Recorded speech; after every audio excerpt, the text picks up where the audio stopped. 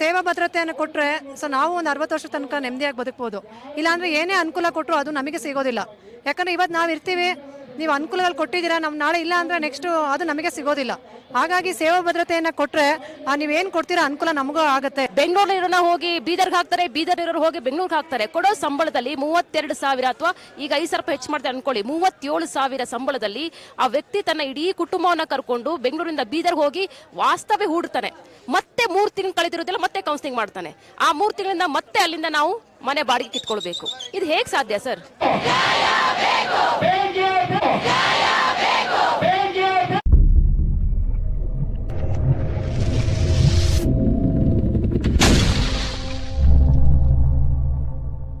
ನಮಸ್ಕಾರ, ಮುಖವಾಡ ಮೀಡಿಯಾಗೆ ಸ್ವಾಗತ. ನಾನು ವಿ.ಕೆ. ನಾಯ್ಡು. ಈ ದಿನ ಫ್ರೀಡಮ್ ಪಾರ್ಕ್ನಲ್ಲಿ ಕರ್ನಾಟಕದ ಮೂಲೆಯಿಂದ ಅತಿಥಿ ಉಪನ್ಯಾಸಕರು ಬಂದು ಧರಣಿ ನಡೆಸ್ತಾ ಇದ್ದಾರೆ. ಈ ಧರಣಿ ಏಕೆ ಅಂತ ಈ ವಿಡಿಯೋ ಅಲ್ಲಿ ಇದೆ, ನೀವು ಖಂಡಿತ ಕಡೆ ತನಕ ನೋಡಿ, ನಿಮ್ಗೆ ಅರ್ಥ ಆಗುತ್ತೆ. ದಯವಿಟ್ಟು ನಮ್ಮ ಎಲ್ಲ ವೀಕ್ಷಕರು ಇಂಥವರ ಜೊತೆ ಇರಬೇಕು, ಇವ್ರಿಗೆ ಸಪೋರ್ಟ್ ಮಾಡಬೇಕು ಅಂತ ಕೇಳ್ಕೊತಾ ಇದ್ದೀನಿ. ಹಾಗೆ ನಮ್ಮ ಮುಖವಾಡ ಮೀಡಿಯಾಗೂ ಸಪೋರ್ಟ್ ಮಾಡಿ.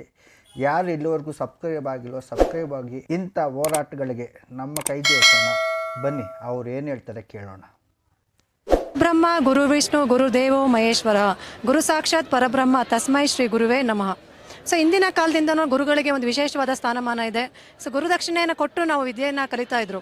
ಸೊ ಇವತ್ತಿನ ಸ್ಥಿತಿ ನೋಡಿ, ನಾವು 40 ದಿನಕ್ಕಿಂತಲೇ ಹೆಚ್ಚಾಗಿದೆ ಹೋರಾಟ ಮಾಡಿ ಬೀದಿಗೆ ಬಂದಿರೋದು.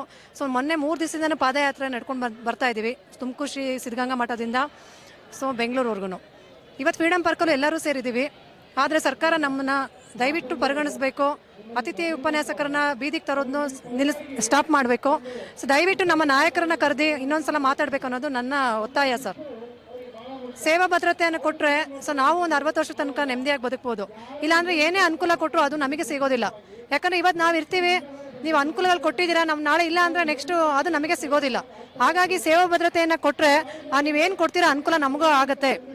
ಸೊ ಪ್ರತಿ ವರ್ಷ ನಾವು ಈಗ ಸಂಬಳ ಜಾಸ್ತಿ ಮಾಡಿ ಅಂತ ಪ್ರತಿ ವರ್ಷ ಹೋರಾಟ ಮಾಡಬೇಕು. ಆವಾಗ ಮಾತ್ರ ಸರ್ಕಾರದವರು ಸಂಬಳನ ಜಾಸ್ತಿ ಮಾಡ್ತಾರೆ, ಇಲ್ಲ ಅಂದರೆ ಯಾರು ನಮಗೆ ಸಂಬಳ ಮಾಡೋದಿಲ್ಲ. ಸೊ ಈ ಸಮಸ್ಯೆ ಬಗೆಹರಿಬೇಕಂದ್ರೆ ಸರ್ಕಾರದವರು ದಯವಿಟ್ಟು ನಮಗೆ ಪ್ರತಿ ವರ್ಷ ಒಂದು 3% ಅಥವಾ 5% ಈ ಥರ ಫಿಕ್ಸೆಡ್ ಆಗಿ ಇನ್ಕ್ರಿಮೆಂಟ್ ಕೊಟ್ಟರೆ ಸೊ ಸಂಬಳ ಜಾಸ್ತಿ ಆಗ್ತಾ ಇರುತ್ತೆ. ನಾವು ಸ್ಯಾಲ್ರಿಗೋಸ್ಕರ ನಾವು ಹೋರಾಟ ಮಾಡೋವಂಥ ಪರಿಸ್ಥಿತಿ ಬರಲ್ಲ. ಸೊ ಹಾಗಾಗಿ ನಾವೇನು ಹೇಳ್ತಾ ಇದ್ದೀವಿ, ಈ ಜೀತ ಪದ್ಧತಿ ಮುಕ್ತಾಯಗೊಳ್ಬೇಕು ಅಂದರೆ ನಮಗೆ ಸೇವಾ ಭದ್ರತೆ ಕೊಡಬೇಕು. ಸೊ ದಯವಿಟ್ಟು ಸಚಿವರು ನಮ್ಮ ನಾಯಕರನ್ನ ಕರೆದಿ ಮತ್ತೊಮ್ಮೆ ಮಾತಾಡಬೇಕು, ನಮ್ಮ ಮೇಲೆ ಸ್ವಲ್ಪ ಕರುಣೆಯನ್ನು ತೋರಿಸ್ಬೇಕು ಅಂತ ನಾನು ಕೇಳ್ಕೊತೀನಿ ಸರ್. Thank you. ನನ್ನ ಹೆಸರು ಡಾಕ್ಟರ್ ಸುಮಲತಾ ಆರ್, ಬೆಂಗಳೂರು. ಎಲ್ಲರಿಗೂ ನಮಸ್ಕಾರ ಸರ್. ತಾವು ನೋಡ್ತಾ ಇದ್ದೀರಾ, ಈಗ ವಿದ್ಯಾರ್ಥಿಗಳ ಭವಿಷ್ಯವನ್ನ ಸೃಷ್ಟಿಸ್ಕೊಳ್ತಕ್ಕಂಥ ಎಲ್ಲ ಅಧ್ಯಾಪಕರು ಇವತ್ತು ಬಿಸಿಲು ಮಳೆ ಅಂದೆ ರಾತ್ರಿ ಕೊರೆಸುವ ಚಳಿಯಲ್ಲಿ ಇಲ್ಲೇ ವಾಸ ಮಾಡಿದ್ರು ಕೂಡ ಸರ್ಕಾರ ಎಚ್ಚೆತ್ತುಕೊಳ್ತಾ ಇಲ್ಲ ಅಂತಂದ್ರೆ ನಿಜಕ್ಕೂ ನಮಗೆ ತುಂಬಾ ಬೇಜಾರು ಅನ್ನಿಸ್ತಾ ಇದೆ ಸರ್. ಇಲ್ಲಿ ನಾವು ಒಂದು ಅರ್ಥೈಸ್ಕೊಳ್ಬೇಕು ಅಂತಂದ್ರೆ ಪ್ರತಿ ವರ್ಷ ಕೌನ್ಸಿಲಿಂಗ್ ಮಾಡ್ತಾರೆ. ಬೆಂಗಳೂರಿನ ಹೋಗಿ ಬೀದರ್ಗೆ ಹಾಕ್ತಾರೆ, ಬೀದರ್ ಇರೋರು ಹೋಗಿ ಬೆಂಗಳೂರಿಗೆ ಹಾಕ್ತಾರೆ. ಕೊಡೋ ಸಂಬಳದಲ್ಲಿ 32,000 ಅಥವಾ ಈಗ 5,000 ಹೆಚ್ಚು ಮಾಡ್ತಾರೆ ಅನ್ಕೊಳ್ಳಿ, 37,000 ಸಂಬಳದಲ್ಲಿ ಆ ವ್ಯಕ್ತಿ ತನ್ನ ಇಡೀ ಕುಟುಂಬವನ್ನ ಕರ್ಕೊಂಡು ಬೆಂಗಳೂರಿಂದ ಬೀದರ್ಗೆ ಹೋಗಿ ವಾಸ್ತವ್ಯ ಹೂಡ್ತಾನೆ. ಮತ್ತೆ 3 ತಿಂಗಳು ಕಳೆದಿರೋದಿಲ್ಲ, ಮತ್ತೆ ಕೌನ್ಸಿಲಿಂಗ್ ಮಾಡ್ತಾನೆ. ಆ 3 ತಿಂಗಳಿಂದ ಮತ್ತೆ ಅಲ್ಲಿಂದ ನಾವು ಮನೆ ಬಾಡಿಗೆ ಕಿತ್ಕೊಳ್ಬೇಕು. ಇದು ಹೇಗೆ ಸಾಧ್ಯ ಸರ್?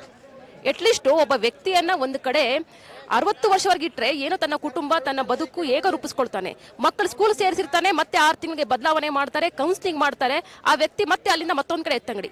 ಅವನ ಮಕ್ಕಳಿಗೂ ಕೂಡ ಆತ ವ್ಯವಸ್ಥೆಯನ್ನು ಕೊಡೋಕ್ಕಾಗ್ತಾ ಇಲ್ಲ, ಶಿಕ್ಷಣ ಕೊಡೋಕ್ಕಾಗ್ತಾ ಇಲ್ಲ. ವಿದ್ಯಾರ್ಥಿಗಳಿಗೆ 3 ತಿಂಗಳಲ್ಲಿ ಒಬ್ಬ ಉಪನ್ಯಾಸಕ ಬಂದು ಪಾಠ ಮಾಡುವಾಗ ಇಮಿಡಿಯೇಟ್ ಚೇಂಜ್ ಮಾಡಿದಾಗ ಆ ವಿದ್ಯಾರ್ಥಿಗಳಿಗೆ ಹೊಸಬ ಉಪನ್ಯಾಸಕನ ಜೊತೆ ಕೂಡ ಅವರಿಗೆ ಅರ್ಥೈಸ್ಕೊಳ್ಳೋಕೆ ಸಾಧ್ಯವಾಗ್ತಾ ಇಲ್ಲ. ಹಾಗಾಗಿ ಸರ್ಕಾರದಲ್ಲಿ ನಮ್ದು ಒಂದೇ ಮನವಿ, ಭದ್ರತೆ ಅಥವಾ ಕಾಯಮಾತಿ ದಯವಿಟ್ಟು ಇದನ್ನ ಪರಿಗಣಿಸಿ. ನಾವೇನು ದೊಡ್ಡ ಬೇಡಿಕೆಯನ್ನು ಇಡ್ತಾ ಇಲ್ಲ, ಆದಷ್ಟು ಬೇಗ ಸಭೆಯನ್ನು ಕರೆದಿ. ಯಾಕಂದ್ರೆ ಇಡೀ ಕರ್ನಾಟಕದಾದ್ಯಂತ ಹಲವು ಜಿಲ್ಲೆಗಳಿಂದ ಇಲ್ಲಿ ಬಂದು ರಾತ್ರಿ ಕೂಡ ಇಂತಹ ಕೊರೆಯುವ ಚಳಿಯಲ್ಲಿ ಅರ್ಧ ಹೊಟ್ಟೆ ಊಟ ಅದು ಮಾಡಿಕೊಂಡು ಹೇಗೆ ಬದುಕ್ತಾ ಇದ್ದಾರೆ. ಒಂದು ತಿಂಗಳ ಗಂಟೆ ಮೇಲೆ ಜಾಸ್ತಿ ಆದ್ರೂ ಕೂಡ ಯಾರಿಗೂ ಸಂಬಳವಿಲ್ಲ, ವೇತನ ರಹಿತ ನಾವು ದುಡಿತಾ ಇದ್ದೀವಿ, ಇಲ್ಲಿ ಧರಣಿ ಕೂತ್ಕೊಂಡಿದ್ದೀವಿ. ಆದರೆ ಧರಣಿ ಮುಗಿದ ಹೋದ ಮೇಲೆ ಎಲ್ಲ ಸಿಲೆಬಸ್ ನಾವು ಮುಗಿಸ್ಕೊಡ್ತೀವಿ. ಆದರೆ ಕಳೆದ ಒಂದು ತಿಂಗಳ ವೇತನವನ್ನು ಯಾರೂ ಕೊಡೋಕ್ಕೆ ಸಾಧ್ಯವಾಗ್ತಾ ಇಲ್ಲ. ಹಾಗಾಗಿ ದಯವಿಟ್ಟು ಸರ್ಕಾರಕ್ಕೆ ನಮ್ಮೆಲ್ಲರ ಕಡೆ ಮನವಿ, ನಮಗೆ ನಿಮ್ಮ ಮೇಲೆ ನಂಬಿಕೆ ಇದೆ, ಆದಷ್ಟು ಬೇಗ ನಮ್ಮ ಸಮಸ್ಯೆಯನ್ನು ಪರಿಹಾರಗೊಳಿಸಿ ಪ್ಲೀಸ್ ಸರ್.